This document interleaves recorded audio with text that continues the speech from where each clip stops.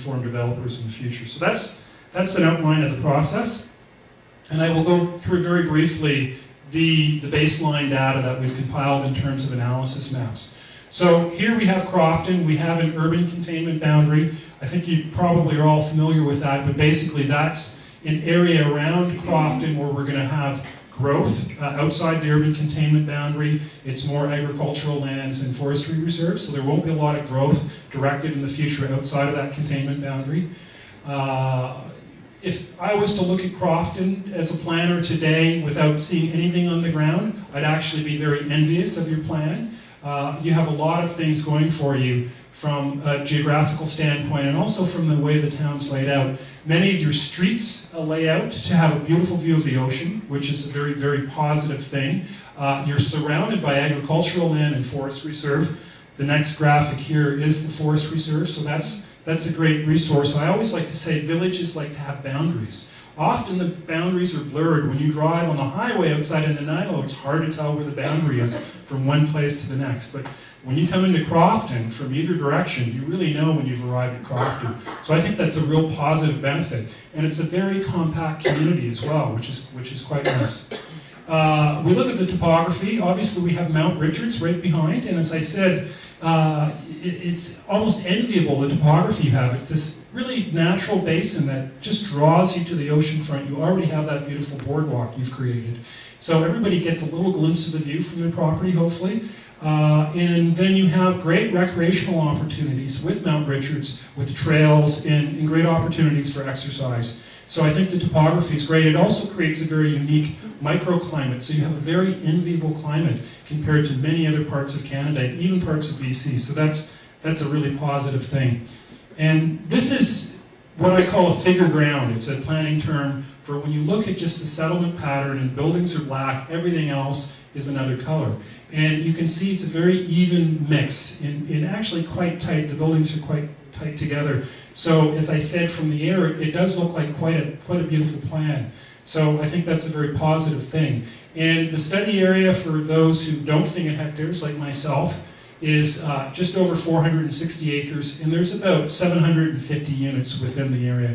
So that equates to what we would call a housing density of 1.5, 1.6 units per acre, which is actually quite low.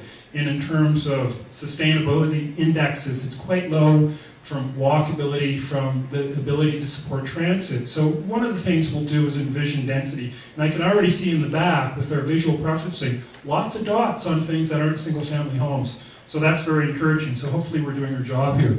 So with that, we have this idea of a transect.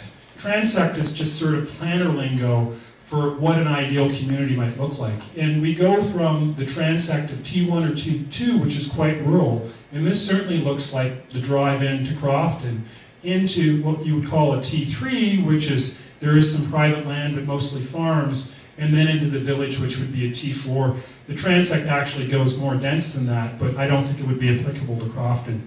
So that's the idea of the ideal settlement. And then when you look at Crofton, you can see it kind of looks like that graphic back there a little bit from the air. So I think the challenge is how do we move forward on the ground?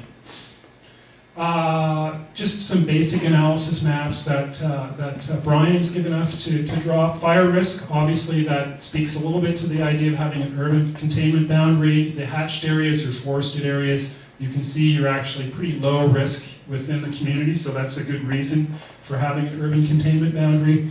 Then we have really wonderful aerial photography, which gives us a great idea of where all the forest is, where the trees are, and just a few landmarks. Obviously, we have the school, which is very important. We're the community center. We have the pool, which is also a very important landmark for many, and it's already come up tonight about keeping that open longer throughout the season. Green space, you don't actually have any official parks, but you certainly have some green spaces. The green space around the school, there's the water park, there's the lawn by the museum, and then the green space up behind here. But that's something that we'd like to address within the containment boundary, or within, I prefer to call it the study boundary. And then there is some historic architecture, the old Anglican church, which is being renovated. I understand it's being turned into a residence right now, but it still has that charm on the main street, which is great, and it's got some wonderful trees around it.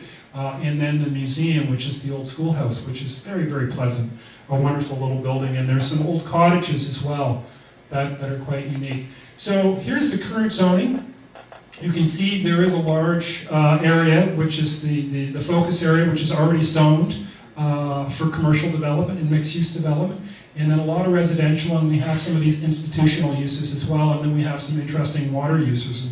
And one of the things that's already come up tonight is what happens on the water as well as what happens on the land. So I know there's been marina proposals in the past, and I think the marina is a pretty important legacy that Crofton has right now. So we'll think about a little bit about that in the design charrette. But then when we actually look within the focus area of what the uses are, remember we looked at the zoning map, and it shows your downtown core is commercial. But when you actually get on the ground, sorry I'm going the wrong way here, and you look at what the land uses are within that Main Street corridor, it's a mixed bag. There's a lot of vacant land. The red is true commercial or mixed use. Most of it is just single-story commercial, Crofton Foods. You've got the mixed use with the post office, the Crofton Hotel. There's a little bit of commercial down by the marina. But there's a lot of single family as well. There's some tourist accommodations, the hotel, which is for sale right now. It's a tremendous bargain, I believe. That's what Greg has been saying on the drive-in. I think you have a wonderful little B&B on the main street as well.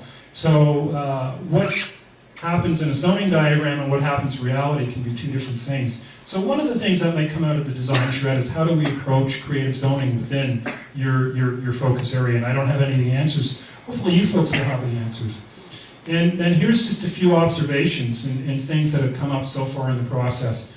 Land is very affordable on that main street, I understand. The lots are quite cheap. And people are importing float homes in and building foundations for them, and they're populating the main street with this funky type of architecture. I'm not going to say whether that's positive or negative, but it's a phenomena that I've never seen before. It's quite interesting, actually. So, and I know there's some thoughts about that in the community. And then the last couple slides of the mapping, I've asked to see the infrastructure, so we have a good understanding of the infrastructure. And basically, you've got pretty good infrastructure. You've got a sewage treatment plant. There's some lift stations. And this is actually potable water, but basically everything within the containment boundary is serviced right now. And then another thing that came up already through the community consultation is what about First Nations and how do they interface? And they've been asked as a referral group to come and attend, and I think they're always very busy, so they've, I think, declined so far, but we're going to reach out one more time and talk to them.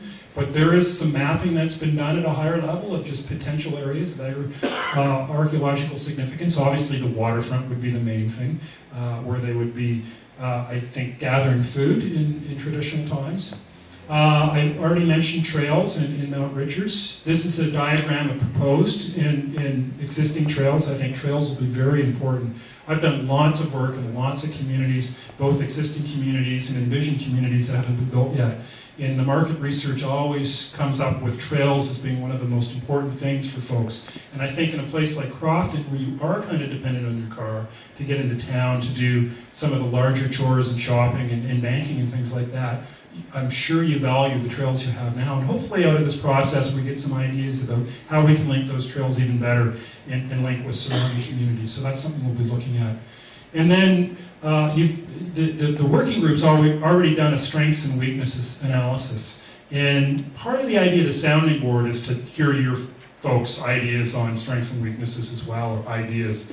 And one thing that's come up, both as a strength and as a weakness, obviously, is Crofton, the mill here. So you're a company town, but you're not actually really a company town. My understanding is a lot of people who work at the mill actually live elsewhere, and you know it's been there for a long time. But if it was to ever shut down, I think in some people's eyes that would be a terrible thing because it would be a loss of a great employer. Other people might be thinking, well, the air would be healthier. So there's two ways of looking at it, but it's something that we should be cognizant of. And I already alluded to this idea of the view of the ocean. That's a very enviable situation. In a way, it's a blank canvas. There's lots of vacant land. I know Tony's done a fabulous job with the Crofton Hotel, which is already a landmark, and I think there's some fabulous entertainment events that have been taking place there. But there's a whole host of ideas that haven't been explored yet, just waiting to be unleashed in the design charrette. And then you have this wonderful space out down on your waterfront, this big green. It's just calling out in my mind to be programmed with events and festivals and music and wine tasting and dance and theater and all sorts of things. So, you know, our plan or design charrette won't be just about the built environment, it'll be about programming as well. Because those are ideas that you can bring back to North Cowichan and ask for help on. And then in the distance is the ferry. So the ferry is both a curse and I think an added element that's desirable in the community because it does allow you to access the Gulf Islands very easily. It allows people to travel through your community, but not be on a highway. So it's not like you have a highway going through your community.